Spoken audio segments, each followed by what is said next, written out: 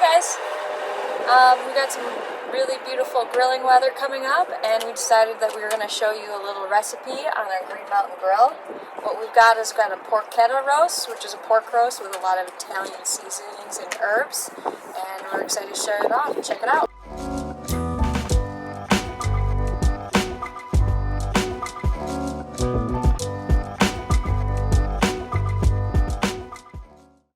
So we start with a pork roast, and this one is a bone-in pork roast. So as you can see, there is a large bone in the center that we're going to have to cut out first before starting.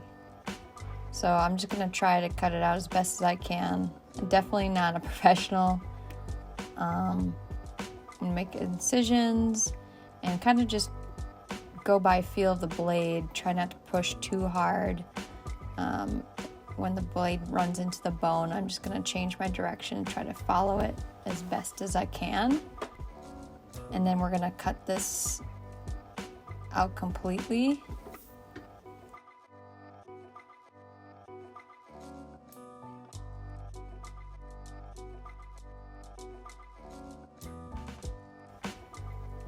So now what I'm going to do is I'm going to cut this into a nice flat piece, so everything kind of lays flat and even, and that's where we're going to put in our herbs and our seasonings and our spices.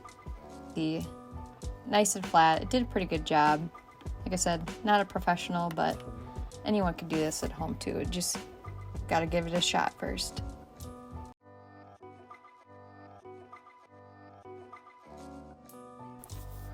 So now we're going to dice up and create the herb filling for our pork roast. What I've got here is some sage that I'm just going to chop up and finely minced.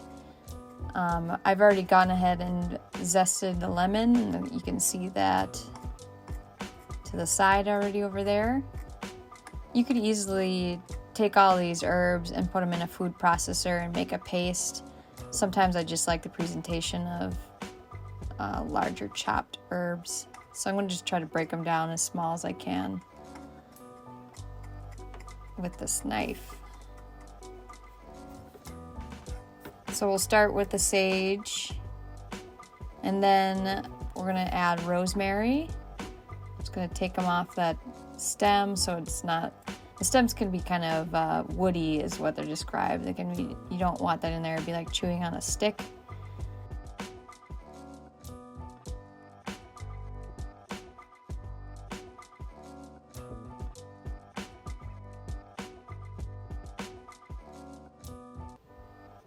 Then we finally have some fresh parsley.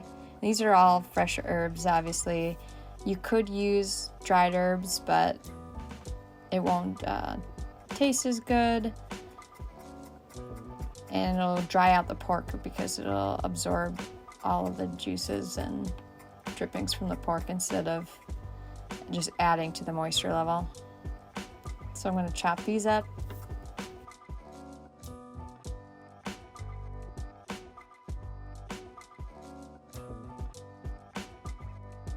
All we need to add to this is our fennel seed, which I'm going to crush, or you could easily, like I said, put it all in the food processor and make it to a paste.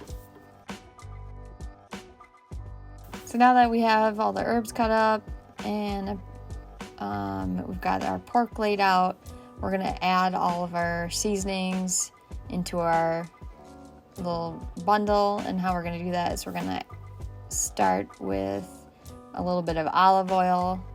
A little extra fat never hurts. And help the herbs and spices stick to the pork, so when we roll it up, it'll stay in there. Then I'm going to add some garlic, then the lime zest, and then just kind of layer on those seasonings, spices, and herbs.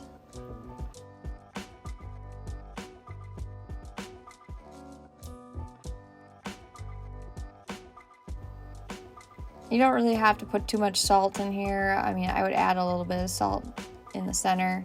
Most of that's going to go on the exterior.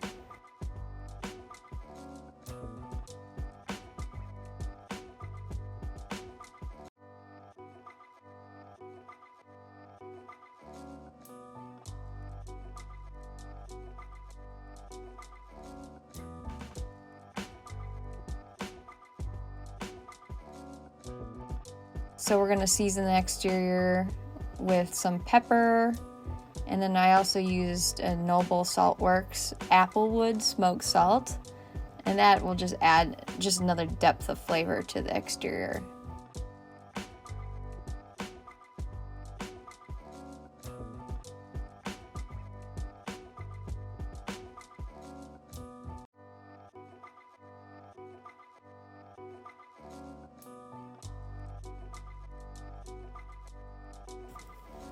Then once all that's rolled up, we're gonna bind it up with some butcher's twine. Some people soak their butcher's twine. I never see a reason to. It's never been an issue with before catching on fire or anything. I'm definitely not a professional at this. I had to give it a couple tries before I got it to look the way it did.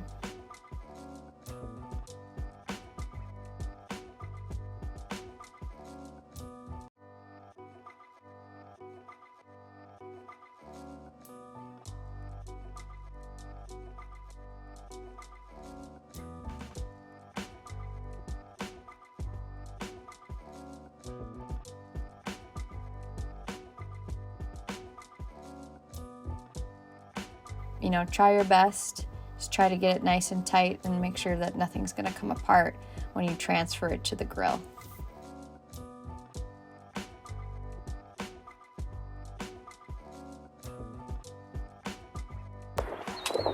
All right, so beforehand I showed you how that we cut up the porchetta and we laid it flat. We got our herbs, our seasonings, our spices on there. And what I did was I wrapped it tightly into plastic wrap and let it sit overnight so that all those seasonings could really marinate. What we're going to do now is we've got our Daniel Boone going at about 450 degrees. So what we're going to do is kind of braise the exterior, get a nice little crust on there so that it can keep all the juices inside that pork when we lower it to a lower temperature and let it slowly smoke and cook fully through. So I'm going to show you how to do it and how we got this set up. Okay, so I have the pork roast out of the plastic wrap.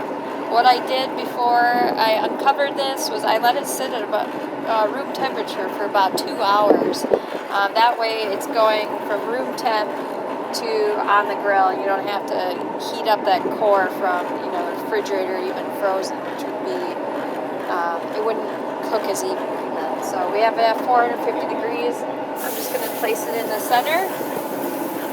And this recipe is going to be one of those ones that seems more difficult than it is.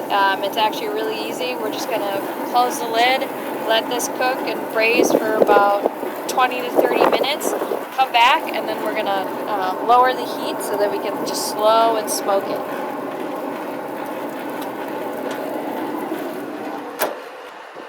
Alright, let's check this out. The roast has been on there for about 25 minutes, 30 minutes, somewhere in there, and it's looking really good. Got a nice golden color to it on the outside. It's got a nice little crust on it. So what we're going to do is we're going to lower the temp to about 300 degrees and let it cook for another couple hours, and then check the temp until it's just perfect. Then we'll pull it off and wrap it up. Okay, so we probed it and we are at about 145 internal temp, which is kind of perfect. It means the pork is cooked all the way through, and look how beautiful that crust is.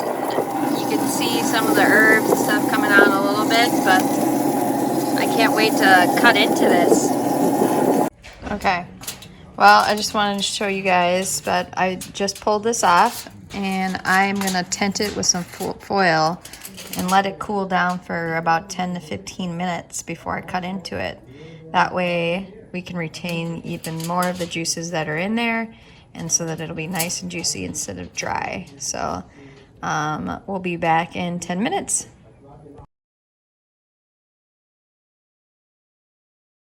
Okay, so we've got the roast. It's been cooling for about 10-15 minutes, and what we're going to do is we're going to see how it looks on the interior. We're gonna get a slice.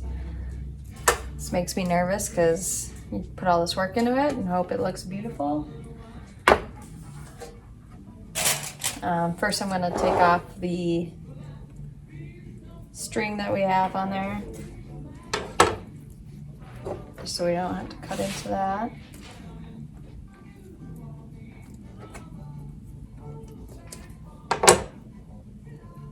Nobody would want to eat that either, I imagine, so save people from accidentally eating some butcher twine.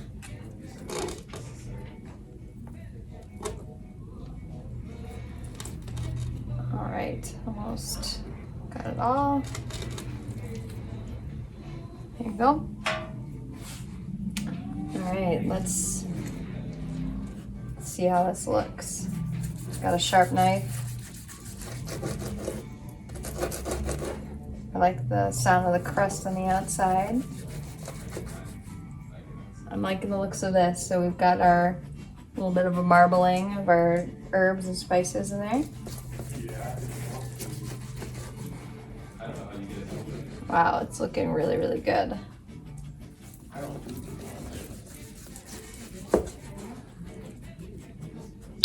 Awesome. I mean, look at that, that's beautiful. I'm pretty excited about that. You can easily just slice this up and just serve it as is, maybe with some pasta, I don't know.